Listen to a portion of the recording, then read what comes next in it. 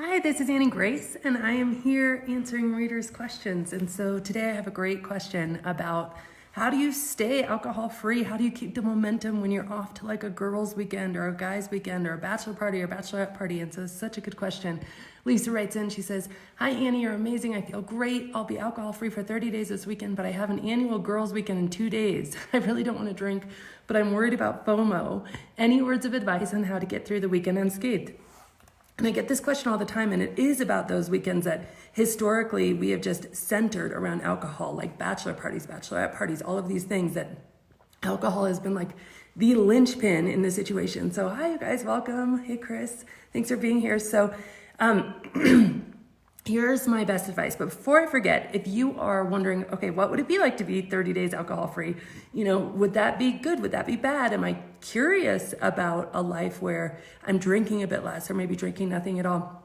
I want you to join me for a free 30-day challenge. It's always free, alcoholexperiment.com. So if you haven't done that yet, join that challenge. It's phenomenal. It's always free.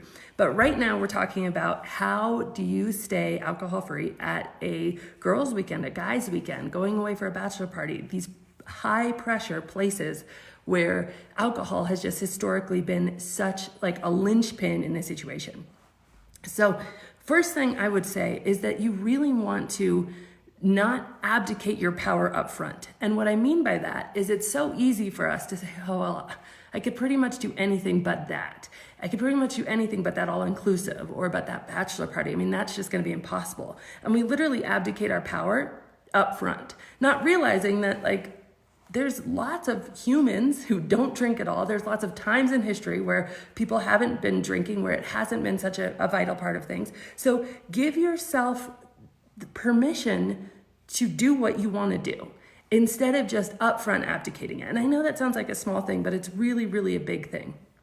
And how you do that specifically is I think that it's so important to understand how powerful a decision is. Human beings, we live by firm decisions, and that actually shuts off the part of our brain that's like going back and forth and back and forth. And you know this is true. I know for me, when I make a decision about something, I actually feel a lot of peace. And I'm going to give you an analogy for this that hopefully will land and hopefully will make sense. But I have children, right? And if my kids if we're in the mall, we walk by somewhere that has ice cream and they're like, "Oh, Mom, let's get an ice cream cone." And I say, "Oh, you know what? Not right now, maybe later." How many more times am I going to hear about ice cream? I'm going to hear about it until later. And then if later I say, "Oh, I don't know, not yet," I'm going to hear about it until on and on and on. My friend Julie, she's also a mom, and she had this thing she would do, and she would go into what she called duck mode, which meant that water just rolled off her back like a duck, right?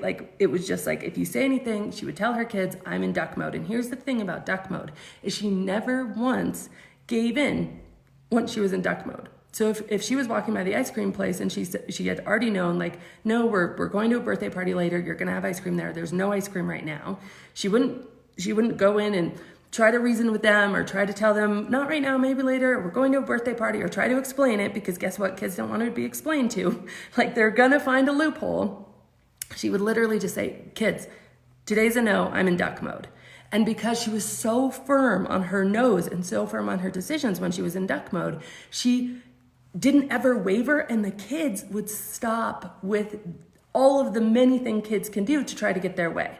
Now, our brain is the same way. There is a part of your brain that, if you've been drinking for a long time, neurochemically, is just looking for an excuse and a reason to drink. And that's for a lot of reasons. It has to do with the dopamine response and a temporary overstimulation of the pleasure center and all sorts of things we won't get in here today.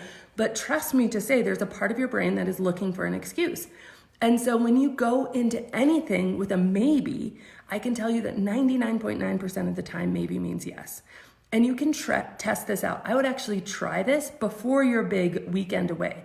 I would just go out one night and see how it feels to say, "Oh, I might have a drink, I might not."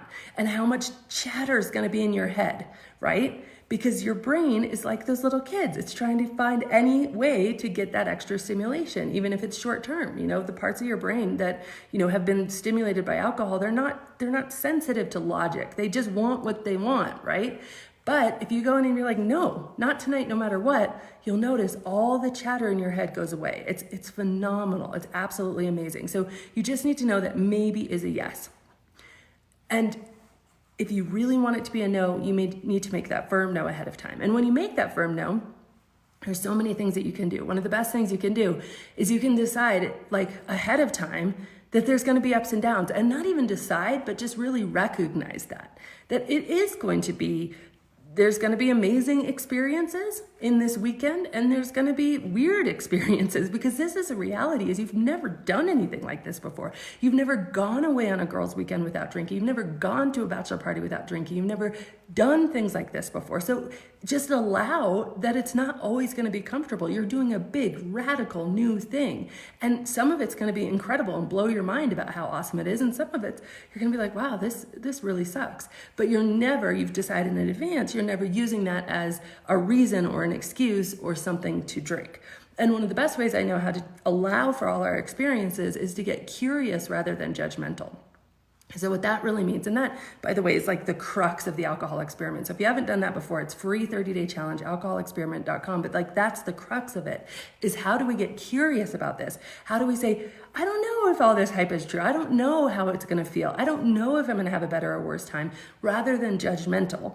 And we allow like the scientific method to come in and say, hey, my hypothesis is it's going to be better not drinking, but I'm not sure. So I'm not going to make any assumptions either way. I'm not going to go into this with expectations that it's going to suck, it's going to be miserable, I'm going to be so unhappy. I'm not going to also go into it with expectations that, oh my gosh, it's going to be incredible, because either way, I'm going to be disappointed. And just understanding that this experience will be what it will be. And if you can approach it with curiosity instead of a judgment of how it should be, how it shouldn't be, what should be happening, how people should treat you, how they shouldn't treat you, and just say, that's interesting. Wow, that person's really upset by that. That's so interesting. And really kind of bring yourself back to the center of curiosity, which is what we do at the alcohol experiment. It is so amazing because you have this opportunity then to find out what it's really like. And what I would say that you do, if you find yourself in a place where you're like, wow, this isn't fun. All of a sudden here, everybody is super drunk. I can't even relate. I'm not even on the same plane. The things they were saying used to be funny, but now they're just nonsensical. People are crazy. Like I don't even feel good in this moment. I would bring a journal with you and I would take it away from the situation, give yourself 10 minutes, say, hey guys, I have to run to the bathroom, or just ghost. Nobody would probably notice. Go sit down with your journal and just really write down and get all of the thoughts that you're thinking in that moment out of your head. Now, this does such a beautiful thing, because what happens is we start to feel uncomfortable, we start to feel panicked, we start to feel upset, we start to say, this is a mistake, I shouldn't have done this, I need to just drink, I need to get out of this discomfort, I need to handle this in a different way, I feel so freaked out. And it starts to just spiral and go crazy, and our brains just start to go nuts, and they start to think, nobody even wants you here. Why are you even here? This sucks. It would have been better if you didn't come. Like, they don't even notice. Like, nobody's being supportive. I'm not even having fun. I'm having such a miserable time. Alcohol was better, on and on and on. And the brain just like goes crazy. And so if you just take a minute and you write down all of those thoughts, just all of them, there's something literally magical, trust me, about taking all of that crazy thoughts and putting it on a piece of paper. Because then you can look at it and you can be like, oh, okay. Here's what I'm thinking. And then you can do what I call is the ACT technique. And this is something we teach in the alcohol experiment. And that's always free at alcoholexperiment.com if you ever want to join us. But the ACT technique is this. It is awareness. You've done that. You've put everything on the page. It's clarity, where you're saying, basically, in essence, when it's thoughts, you're saying, how does this make me feel? And how does it make me behave? And then you're just finding one or two thoughts to look for a better alternative. And it's literally magical. So let me give you an example. Awareness. Martha hates me because I'm not drinking. She feels like I'm ruining her bachelorette party. Okay, that's the thought. Clarity is, how does that make me feel? How does it make me behave? Well, it makes me want to hide in a hole. It makes me want to go get drunk. It makes me want to drink for her sake. It makes me really upset. How does it make me behave? It is like, maybe I will drink. Maybe I will leave. Maybe I will just, maybe everybody's better off without me, whatever. And then the turnaround is really where the magic happens, but you have to find something that you actually believe is true. If you go to that thought and you say, Martha doesn't hate me. No, she's super happy I'm not drinking. Your brain isn't going to believe it. You're just going to create a lot of neurotoxicity. It's no good. So what you need to do, what's so much better, is to say, okay, what's a thought that could be true here that I could believe that would make me feel better? and make me show up in a better way? And what about the thought that like, wow, Martha just needs time to adjust to the fact that I'm not drinking? Because that's not a huge leap. That could be really true. But how does that make you feel? Okay, well, I get that. This is a big change. I totally get that. Okay, I have understanding for her. How does it make you behave?